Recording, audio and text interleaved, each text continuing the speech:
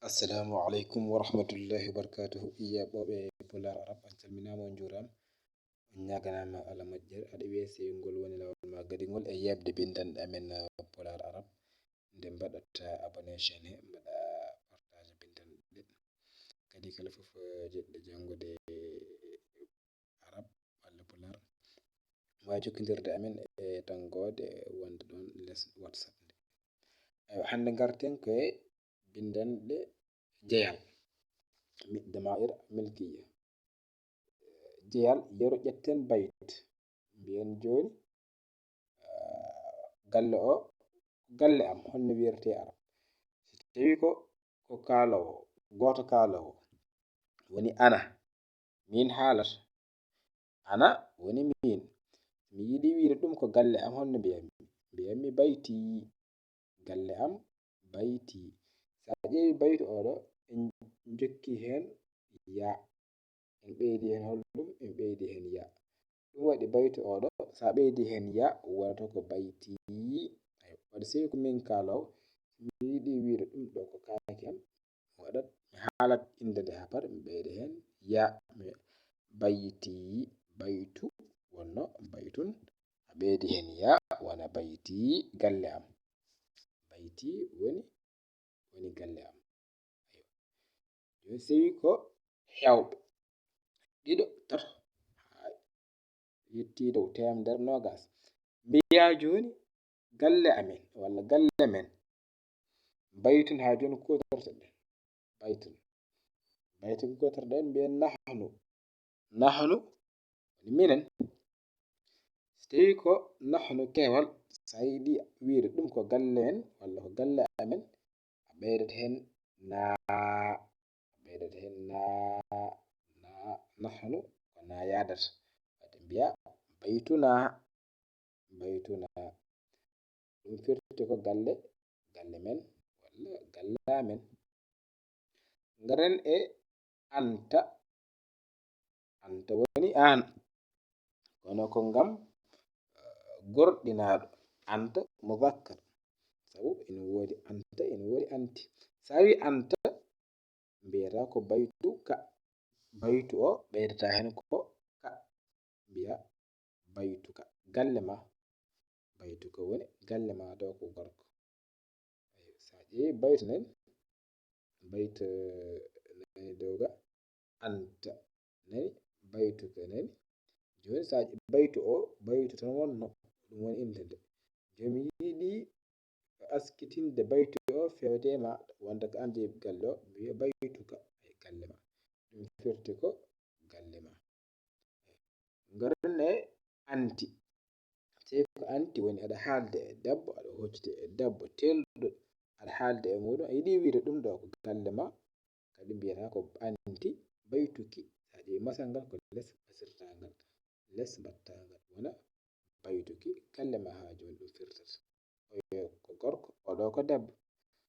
Ko noon sa yiɗi wiide antuma antuma woni onon ɗiɗo baytukuma wadde mbiyata baytu o ɓeydata hen ko kuma ɓeydata hen wona baytukuma wadde antuma baytukuma sa ƴeewi baytu oɗo ko jokkuɗen hen kuma ɓeydi hen kuma ngam mbawen dañde baytukuma ɗum firti ko galle mon.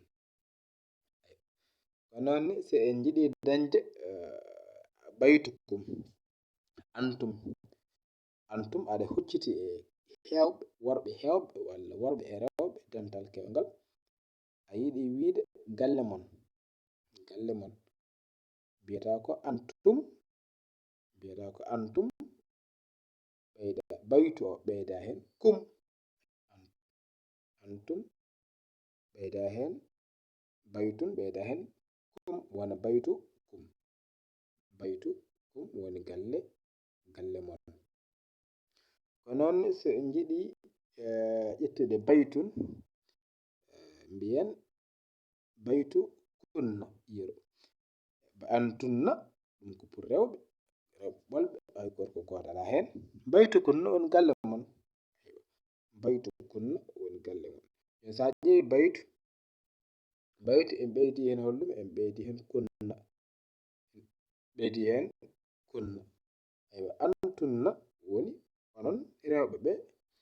Baytun ƴetta baytun ɓeyda hen kunna wona baytu kunna onon galle mon.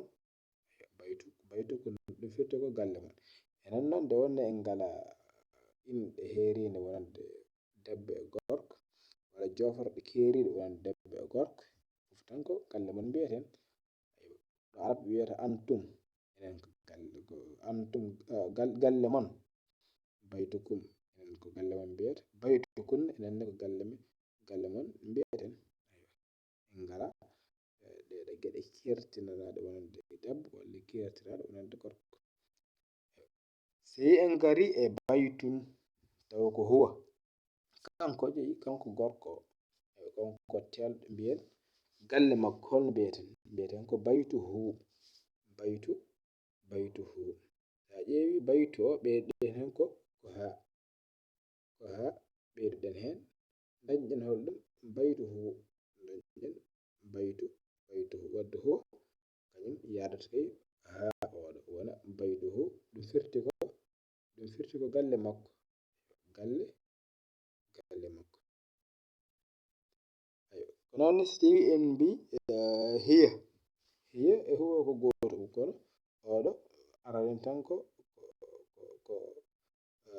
debbo. hiya arani ko debbo woni galle makko. a ƴeewi ɗo baytu ha o ruttito kay debbo wona galle makko. jon baytu ƴettuɗen ɓeyduɗen hen ha ɗum wona galle makko. aywa ko noon si en mbi huma mbiyen baytu huma galle mabɓe. ɗum firti ko galle mabɓe. ƴetti kamɓe koɓe ɗiɗo jiɗɗen wiide galle mabɓe mbiyeten ko ɓeyden baytun o ɓeydeten hen ko huma ɓeydeten hen ngam mbawen dañde galle mabɓe to koɓe ɗiɗo wirniɓe. ko noon ni sa yiɗi dañde hum, baytun a yiɗi dañde hum wadde ɓeydata hen ko baytu hum. holko ɓeyduɗa hen? a ɓeydi hen hum. hum ta baytun ɓeyda hen kadi hum wona baytu hum. galle mabɓe. ɗum tawa ko worɓe ɓolɓe walla worɓe rewɓe jilluɓe mbiya baytu hum. ɗum firti ko galle mabɓe ha joni. ko noonne so tawi ko hunna, damir o ko hunna woni hunna arani ko damir wonande rewɓe wonande keewal rewɓe. jon ƴettuɗen baytun. ƴetti baytun nani holko ɓeydeten hen? ɓeydeten hen ko hunna yimɓe ɓeydata hen. jon baytun sa ɓeydi hen hunna wonata ko baytu hunna. baytun ɓeyda hen hunna wonata ko baytu hunna. ɗum firti ko ha joni galle mabɓe. aywa ɗum wonno hande windan meɗen fate damair milkiya. damair wonande jeyɗo hunde sa yiɗi wiide galle am. ko noonne en ƴettu tan baytu o mbaɗɗen ɗum misal kono inde nde ma waɗa ƴettude foof. sa itti kitab ko noon kitabi, kitabuka, kitabuhu, kitabuha. ko noonne sa ƴetti yeru qalam mbiya qalami, qalamuka, qalamukum, qalamukunna. aywa ɗum ko yeru tan kono ko ɓuren himmude ya antu. sa wi ana ko ya ɓeydata hen. sa wi anta ko ka ɓeydata hen baytu o. sa wi nahnu ko na ɓeydata hen. ɗum woni ko himmu ko. ngal fof inde nde dañƴa tan a yiiɗi wiide ɗum ko kaake am, a ƴettat inde nde nden woniri ni ɓeyda hen damir o. sey ko ana mbiya ɓeyda hen ya. sey ko anta ɓeyda hen ka. sey ko huma ɓeyda hen huma. sey ko hum ɓeyda hen hum. aywa hande ɗum wonno windande meɗen kala mon mo vidéo waɗani gartam waɗa yejjude wadde abonné wadde partagé aɗa mbawi jokkodirde amin e numéro on ɗon jaltowo ɗon. Assalamu aleykum wa rahmatullahi wa barakatuh.